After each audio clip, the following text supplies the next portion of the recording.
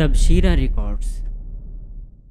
रात के रात दिन के दिन घंटार पर घंटा पढ़ाइलेन অথচ তারে তার মালিকের কালাম থেকে বঞ্চিত করে দিলেন। তারে কোনোদিন মনেও করাইলেন না, কিরে বাপ তুই মুসলমানের সন্তান, তুই কেন আল্লাহর কোরআন পড়বি না? ওমা এর চাইতে বড় লানত আর কি হইতে পারে? আমি তো পরিষ্কার বলি ওই জবানের কি দাম আছে যে জবান তার মালিকের কালাম পড়তে পারে না? ওই চোখের কি মূল্য আছে যে চোখ তার আল্লাহর কালাম দেখে না? চোখ দেনেওয়ালা আলম নাজাল লাহু আইনাইন ওয়া লিসানান ওয়া শাফাতাইন। এই যে কোরআনে আল্লাহ বলছে, বান্দা আমি কি তোমাকে দুইটা চোখ দেই নাই? আমি কি জিহ্বা দেই নাই? আমি কি দুইটা ঠোঁট দেই নাই? কে দিয়েছে বলেন? উত্তর দেন না কেন? তো সেই মালিক যদি হাসরের ময়দানে জিজ্ঞেস করে, বান্দা আমার দেওয়া দুইটা চোখে আমার কালাম কেন দেখলা না? আমার দেওয়া জবান দিয়ে আমার কালাম কেন পড়তে পারলা না? কেন এত কিছু পারলে এটা কি পারা যাইতো না? এটা কি কোনো মূল্য নাই কোরআন শরীফের? তো আপনারা বঞ্চিত করলেন কেন? কে তারে ধোঁকা দিল? মা গাররাকা বিরাব্বিকাল কারীম, মা গাররাক।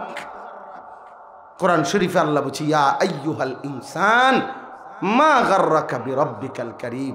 এই মানুষ, আরে বান্দা, আমার মতো মেহেরবান দয়ালু মাওলা থেকে, আল্লাহ থেকে কে রে তোরে ধোঁকা দিল? কে তোকে সরায় দিল?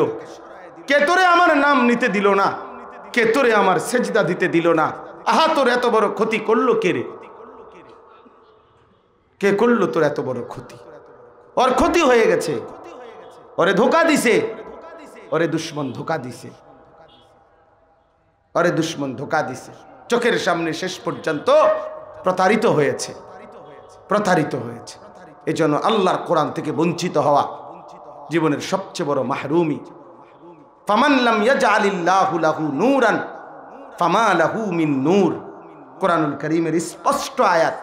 আল্লাহ বলেন যে আল্লাহর আলো থেকে বঞ্চিত, যে আল্লাহর আলো পায় নাই, ফামা লাহু মিন নূর, তার জন্য কোথাও কোনো আলো নাই, অন্য কোথাও আলো নাই। যেন পৃথিবীর অন্য কোনো বইতে আলো নাই, উপার্জনের পদ্ধতি আছে। আপনি আমারে বুঝাইয়েন পারলে, মানে কামাই রোজগারির নিয়ম আছে। বাংলা, অঙ্ক, ইংরেজি, পদার্থ, জীববিজ্ঞান, রসায়ন বিজ্ঞান, উচ্চতর গণিত, তথ্য যোগাযোগ প্রযুক্তি, এগুলো এক একটার আইটেমে এক এক ধরনের উপার্জনের, পৃথিবীর বিভিন্ন কর্ম পরিচালনার অনেক আইটেম আছে। হ্যাঁ, তো তার আছে, কিন্তু আলো যেটা, নূর, গন্তব্য, মঞ্জিল, জীবনের টার্গেট, নিজের আখিরি শেষ ঠিকানা আখিরাত, সেইটার নমুনা আলো আল্লাহর কোরআন ছাড়া আর কোথাও নাই। রাসূলুল্লাহ সাল্লাল্লাহু আলাইহি ওয়াসাল্লামের সুন্নাহ ছাড়া আর কোথাও নাই, অন্য কোথাও আলো নাই, অন্য কোথাও আলো নাই। উপার্জনের পদ্ধতি আছে। জেনারেল পড়ালেখা আমরাও পড়ছি, আলহামদুলিল্লাহ। আমিও কুমিল্লা ভিক্টোরিয়া কলেজ থেকে মাস্টার্স পাস করছি, 1998 ইংরেজিতে এসএসসি পাস করছি, সায়েন্স বিজ্ঞান বিভাগ থেকে। এই জন্য এগুলো আমি পড়ছি, জেনারেল পুরা পড়ালেখা করছি। এই জন্য দয়া করে বুঝাইতে চাইলাম, অতে দুনিয়া উপার্জন করা যাবে, আলো মিলবে না, আলো মিলবে না।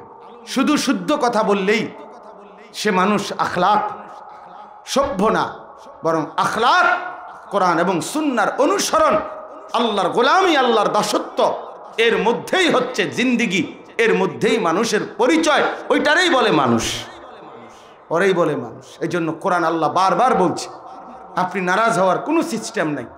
কোরআন শরীফে আল্লাহ তাআলা বলছেন, যে ব্যক্তি ফাআতবাআহু শাইতানু ওয়াত্তাবাআ হাওয়াহু, শয়তান যার পিছে লাগছে আর মনের ইচ্ছা মতো যে চলছে, ফামাসালুহু কামাসালিল কালব, তার উদাহরণ কুকুরের মতো। আল্লাহর কোরআনে আল্লাহ বলছে, ফামাসালুহু কামাসালিল কালব, তার উদাহরণ কুকুরের মতো। কয় কারণে? দুই কারণে। এক নম্বর হলো তার পিছনে লাগছে কে? শয়তান। সে শয়তানের সাথে তার দোস্তি, আর হলো মনের ইচ্ছে, ওয়াত্তাবাআ হাওয়াহু, তার মনে যা চায় তা, তার মনে, এটা তোমার চুল এটা এরকম কা, আমার ভাল লাগছে, প্যান্ট এটা এরকম কা, আমার ভাল লাগছে। তুমি এনে দাঁড়াইয়া পেশাব করো কেন? আমার ভাল লাগছে। তুমি এই মেয়ে এটার পিছনে হাঁটো কেন? পরে আমার পছন্দ হয়েছে। ওমা পাগলে কি কয়, হেতের বেলে ভাল লাগছে। তো তোমাদের ভাল লাগলে এটা হয়ে যাবো নাকি? এই এই এই মাতালের অবস্থা লই, শাহওয়াতের গোলাম, নফসের গোলাম, কামনার গোলাম। সে মনে করে আমার কাছে যেটা ভাল লাগছে এটাই কথা। এখানে আবার জায়েজ না জায়েজ কি, তা হালাল হারাম কি?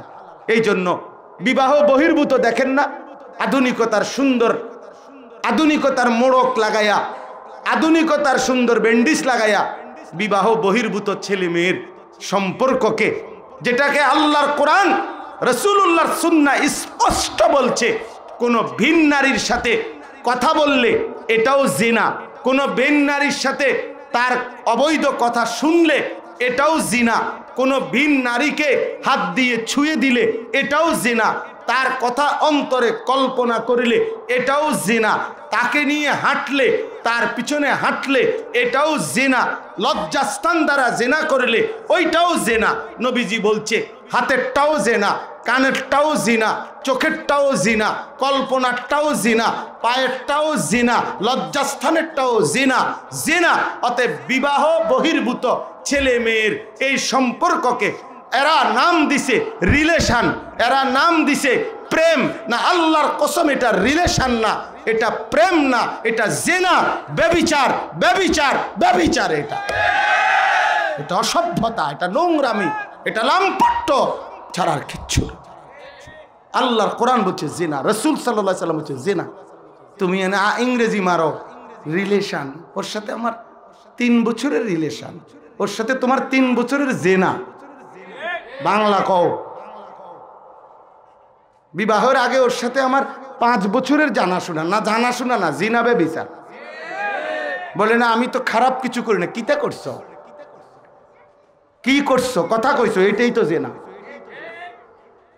ওরে জিনা না, ভালোবাসা স্বর্গীয়, ভালোবাসা স্বর্গীয়। পার্কে হাঁটন এটা স্বর্গীয়, হ্যাঁ।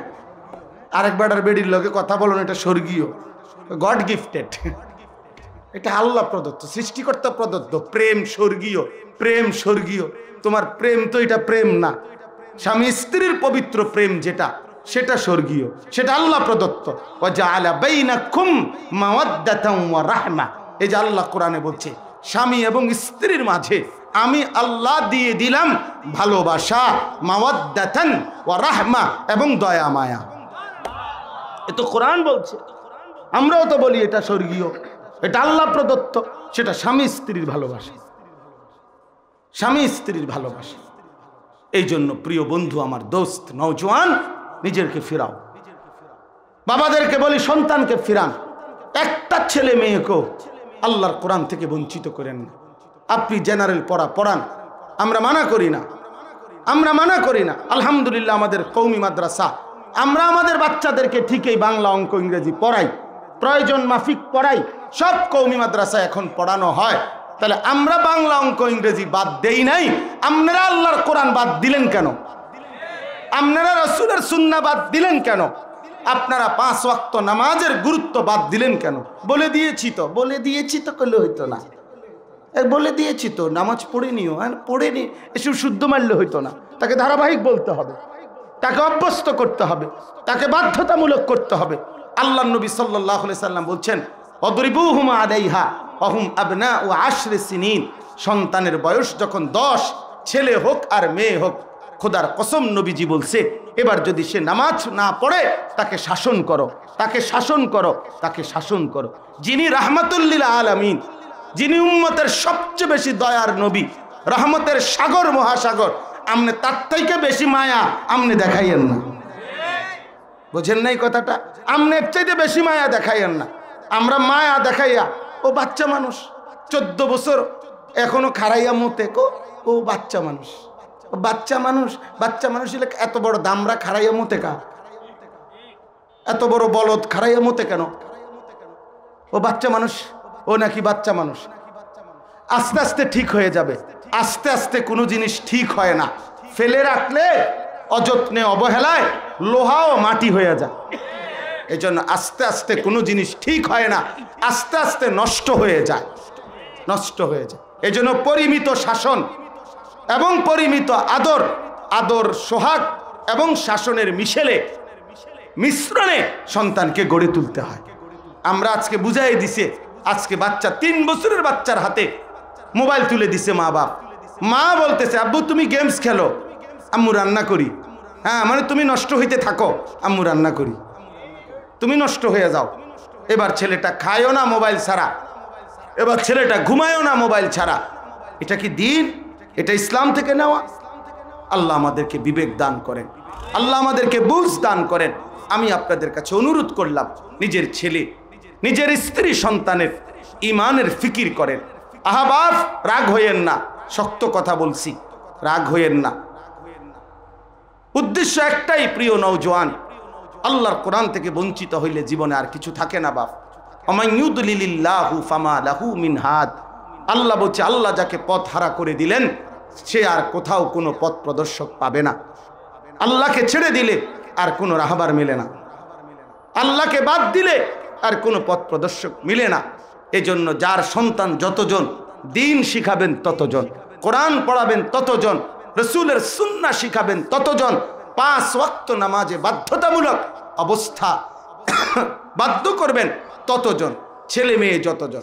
মনে করেন যার ছেলে 3 জন, তো দিন শিখবে কয়জন? মেয়ে 3 জন, তো দিন শিখবে কয়জন? না, অনেকে এটা বোঝে না। অনেকে আপনার বলে হুজুর আপনাদের কথা মতো একটা ছেলেরে মাদ্রাসা দিছি, মাপরে আপনার ভিক্ষা দিছেন? হ্যাঁ, আপনার কাছে ভিক্ষার চাউল খুঁজছি। হ্যাঁ, আপনি আমারে ভিক্ষা দিছেন নাকি? আমরা বলাতে আপনি একটা ভিক্ষা দিলেন, আরে আমারে একটা ছেলে দিলেন। একটা ছেলে দিবেন কেন? একটা ছেলে, আপনার ছেলে 3 জনের মধ্যে মুসলমান কয়জন? কত? তাহলে আলা কুল্লি মুসলিম, নবীজি বললেন তালাবুল ইলমে ফরিদাতুন আলা কুল্লি মুসলিম। তো আলা কুল্লি মুসলিম অর্থ কি? 3 জনে 1 জন। আলা কুল্লি মুসলিম মানে কি? 3 জনে কয়জন? 4 জনে কয়জন? তো আপনি দিকনে 1 জন দিচ্ছেন, ভিক্ষা দিচ্ছেন আমারে। আপনি এইসব ভিক্ষা নেন, আপনার ভিক্ষা আপনি খান, আপনার চাউল নিলাম না, এটা ভিক্ষা দিলে হবে না। যার সন্তান যতজন দিন শিখবে ততজন। পরিবারের প্রত্যেকের দিন শিক্ষা করা ফরজ, প্রত্যেকে। বয়স্ক আপনার জন্য ফরজ। আপনার বয়স 90 বছর, আপনার সূরা, কেরাত, দোয়া, কালাম অশুদ্ধ, 90 বছর 60 বছর বয়স হয়েছে, এখনো 4টা সূরা ঠিক করে পড়তে পারেন না, আত্তাহিয়াতু পড়তে পারেন না শুদ্ধ করে, দোয়ায়ে কুনুত পড়তে পারেন না, জীবনটা শুধু ভাত মাছ চাল ডাল বন বিড়ি চা বিস্কুট ফানসুবারি খাইয়ে শেষ করে দিলেন। হ্যাঁ, কি করলেন? কি গোড়ার ঘাস কাটলেন জীবনে? 10টা সূরা ঠিক করতে পারলেন না কেন? আল্লাহর কোরআন শুদ্ধ করতে পারলেন না কেন? আপনি বুঝেন না এটা দরকার? আপনি কেন ভাবলেন না আপনার সামনে আখেরাত আছে? এত লম্বা আখেরাত আছে। বলেন বাবা, আখেরাত ছেড়ে দিলেন কেন? পরকাল ভুলে গেলেন কেন? আল্লাহ কোরআনুল কারীমের মধ্যে বলছেন ইয়ালামুনা যাহিরাম মিনাল হায়াতিদ দুনিয়া ওয়া হুম আনিল আখিরাতি হুম গাফিলুন। আল্লাহ বলছে, বান্দা দুনিয়ার জীবন তো খুব বুঝলা, কিন্তু আখিরাতের ব্যাপারে গাফিল হয়ে রইলা, গাফিল হয়ে রইলা। প্রিয় বন্ধু, যাই হোক, আমি লম্বা করে ফেলছি। আপনাদের কাছে আমার অনুরোধ রয়েছে, এই অনুরোধ, আমি এত লম্বা পথ এক টানা সেই সিলেট থেকে টানা ডাইরেক্ট সফর করে কালকে রাতের 1টা-1:30 বাজে রওনা দিছি। মাঝখানে গাড়িটা একটু ডিস্টার্ব করছে, পথে কিছুক্ষণ অপেক্ষা করতে হয়েছে। এই মিলে সরাসরি এই সিলেট থেকে এখানে আসছে, আইসে শুধু এশার নামাজ পড়ছে এখানে। এই জন্য বলার উদ্দেশ্য হইল বাপ, আল্লাহর জন্যই ছুটে আসা। আমাদের প্রিয় ভাই মাওলানা আরিফুল্লাহ আলমগীর ভাই আমার অনেক মহব্বতের ভাই, এই জন্য আলহামদুলিল্লাহ আসা আপনাদের কাছে। আমার মূল বক্তব্য এটা, আপনি আপনার ছেলেকে, আপনার মেয়েকে, আপনার স্ত্রীকে, আপনার পরিবারকে বাপ আল্লাহর কোরআন থেকে বঞ্চিত করেন না। আগামীর সময়টা আরো বেশি ইমানের পরীক্ষার সময়, আগামীর সময়টা আরো বেশি ইমান বাঁচানোর সময়। চারিদিকে ইমানের উপরে ফিতনা, চারিদিকে ইসলাম রক্ষা করার ক্ষেত্রে কষ্টদায়ক হয়ে যাবে। সন্তান যদি দিন না জানে, আল্লাহ না চেনে, আখিরাত না চেনে, আল্লাহর কোরআন পড়তে না জানে, ছোট্টবেলার থেকে 5 ওয়াক্ত নামাজে অভ্যস্ত না হয়, কোনো আলেম ওলামা আল্লাহওয়ালার সাথে সম্পর্ক যদি না থাকে, বিশ্বাস করেন আগামী জেনারেশন খুব দ্রুত গতিতে, আরো 30 বছর আগে যেমন ছিল, আগামী সামনের জেনারেশন খুব দ্রুত গতিতে ইসলাম থেকে ছুটে যাবে। এজন্য আল্লাহর কোরআন থেকে বঞ্চিত করবেন না, বলেন ইনশাআল্লাহ। আল্লাহ আমাদের প্রত্যেককে দ্বীনের বুঝ দান করেন। আমার কথাটা আমি এবার শেষ করে দিচ্ছি। মেরাজের যেই কথাটা আমি বলতে চাচ্ছি যে আল্লাহ তাআলা আমাদের নবী সাল্লাল্লাহু আলাইহি সাল্লাম ব্যতীত বাকি সব নবীকে আল্লাহ ডাক দিছেন নাম ধরে ধরে, ইয়া আদম, ইয়া নূহ, ইয়া ইব্রাহিম, ইয়া মূসা, ইয়া ঈসা। এভাবেই কোরআনের আয়াত সব পুরা কোরআনে মানে নাম ধরে ধরে ডাক দিছেন। কিন্তু আলহামদুলিল্লাহ মহান আল্লাহ পাক রব্বুল আলামিন আমাদের প্রিয় সাল্লাল্লাহু আলাইহি ওয়াসাল্লাম নবীজি সাল্লাল্লাহু আলাইহি সাল্লামকে কোরআনে 23 বছরে একবারের জন্য নাম ধরে ডাকেন নাই। ডাকছেন ইয়া আইয়ুহান নবিয়্যু, ইয়া আইয়ুহার রাসূল, ইয়া আইয়ুহাল মুজাম্মিল, ইয়া আইয়ুহাল মুদ্দাসসির, এরকম প্রিয় শব্দ দিয়ে ডাকছেন, আলাদা শব্দ দিয়ে নাম ধরে ডাকেন নাই। এটা রাসূলুল্লাহ সাল্লাল্লাহু আলাইহি সাল্লামের মর্যাদা, যা আল্লাহ তাআলা অন্য নবীদের চাইতেও শ্রেষ্ঠত্ব দান করছেন। তাফসীরে ইবনে কাসিরের মধ্যে আছে আল্লাহ তাআলা ইতিপূর্বে যত নবী আমাদের নবীর আগে ছিল সব নবীর উপরে যারা ঈমানদার হয়েছে এই ঈমানদার উম্মতদেরকে আল্লাহ কখনো ইয়া আইয়ুহাল্লাযীনা আমানু এই শব্দ দিয়ে ডাকেন নাই। ইতিপূর্বে আল্লাহ তাআলা ঈমানদারদেরকেও কখনো এই শব্দ দিয়ে ডাকতেন না। কিন্তু আমাদের নবীকে যেরকম আল্লাহ তাআলা ভিন্ন শব্দে ডাকছেন, আল্লাহ তাআলা নবীর ঈমানদার উম্মত আমাদেরকেও সম্পূর্ণ নতুন শব্দ ইয়া আইয়ুহাল্লাযীনা আমানু এই শব্দ দ্বারা কোরআনুল কারীমের মধ্যে 89 বার আল্লাহ তাআলা ডাক দিয়েছে, বলেন আলহামদুলিল্লাহ।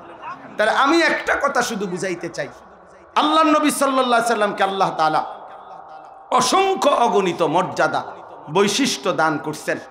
এই দুনিয়াতেই এই সমস্ত মর্যাদার মধ্যে একটা শ্রেষ্ঠতম মর্যাদা হলো মেরাজ, বলেন আলহামদুলিল্লাহ।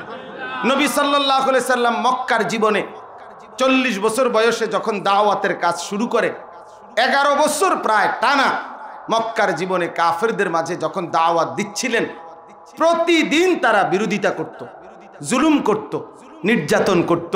আল্লাহ রাসূল সাল্লাল্লাহু আলাইহি সাল্লামের উপরে সর্বরকমের নির্যাতন করছে।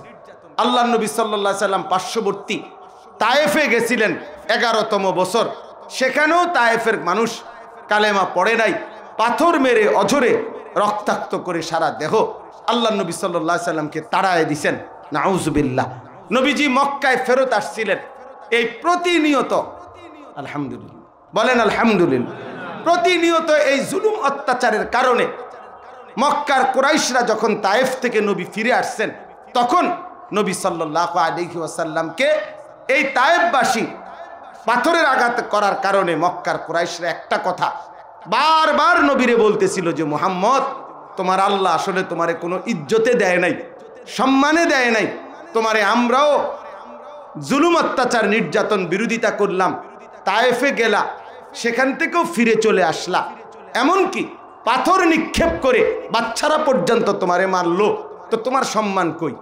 এই পরে এই ঠিক তায়েফের ময়দান থেকে ফিরে আসার কিছুদিন পরেই মহান আল্লাহ পাক রব্বুল আলামিন আমাদের প্রিয় নবী সাল্লাল্লাহু আলাইহি ওয়াসাল্লামকে জিব্রাইল পাঠিয়ে আল্লাহ তাআলা বললেন, জিব্রাইল আমার বন্ধুকে সোজা আমার আরশে আজিমে নিয়ে আসো, আমার মেহমান বানাবো। আজ আমি বন্ধুকে সর্বোচ্চ মর্যাদা দেব, সর্বশ্রেষ্ঠ সম্মান দেব।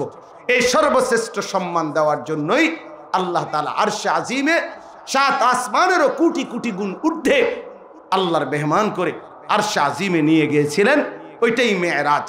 তো আমার এই শেষ 1 মিনিটের কথা হইল, আল্লাহ তাআলা নবী সাল্লাল্লাহু আলাইহি সাল্লামকে মেরাজে নিয়ে বললেন, বন্ধু আজ আপনার মর্যাদার সর্বোচ্চ মাকামে স্থানে আপনাকে আমি আনলাম। তো নবী সাল্লাল্লাহু আলাইহি সাল্লাম বলছেন, আল্লাহ আমার উম্মতের জন্য কিছু দিবেন না? আমারে তো সম্মানিত করলেন। তো আল্লাহ তাআলা বলছেন, বন্ধু গত 11টি বছর আমি কোরআনের আয়াত নাজিল করছি, জিব্রাইল পাঠাইয়া শরীয়তের হুকুম হাকাম নাজিল করছি, কত বিধান দিছি, কত আয়াত নাজিল করছি, কিন্তু 11টি বছর আমি ইচ্ছা করেই আমি আল্লাহ একটি আমল আমি আল্লাহ রেখে দিয়েছি।